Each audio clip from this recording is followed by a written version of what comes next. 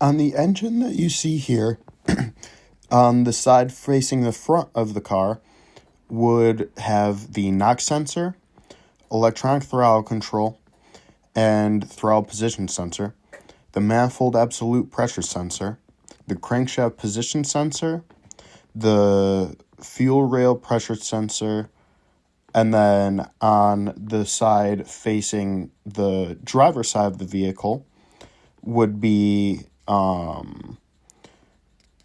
the camshaft position sensor and the ECT. The last sensor on the engine is facing the rear of the vehicle and is on the exhaust and is the O2 sensor. Lastly, the accelerator pedal position sensor is on the gas pedal. For a more in-depth view of these sensors, here is an image with the locations as shown by all data.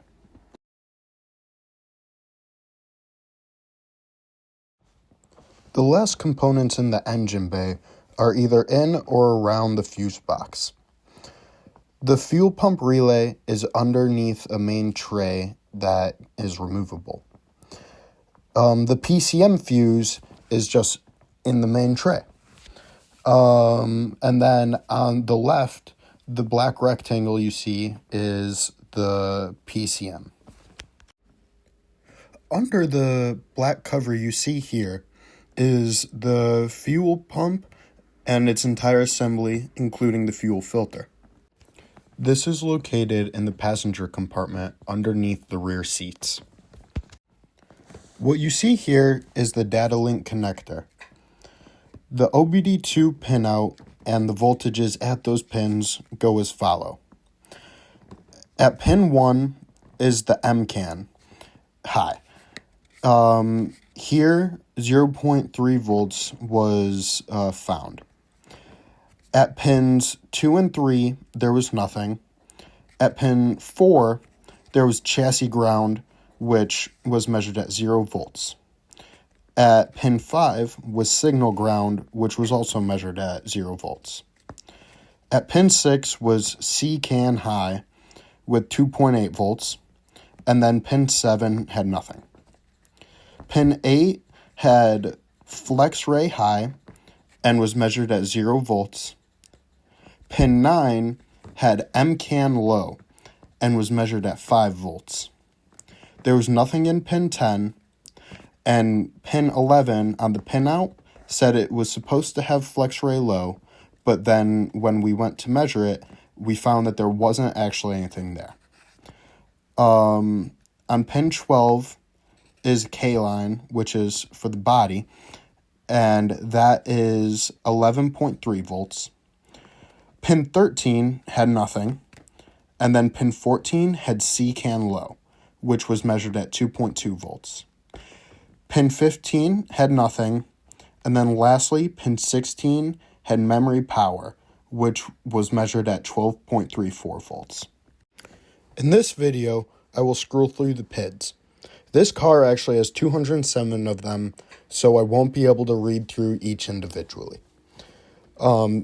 This list is where you would go if you want to see live readings from each of the sensors. In addition to this, you can freeze it and see what the values were at a specific moment. In addition to this, as you'll see, when I got to values for the throttle position sensor, I actually hit the gas pedal to show that was reading live.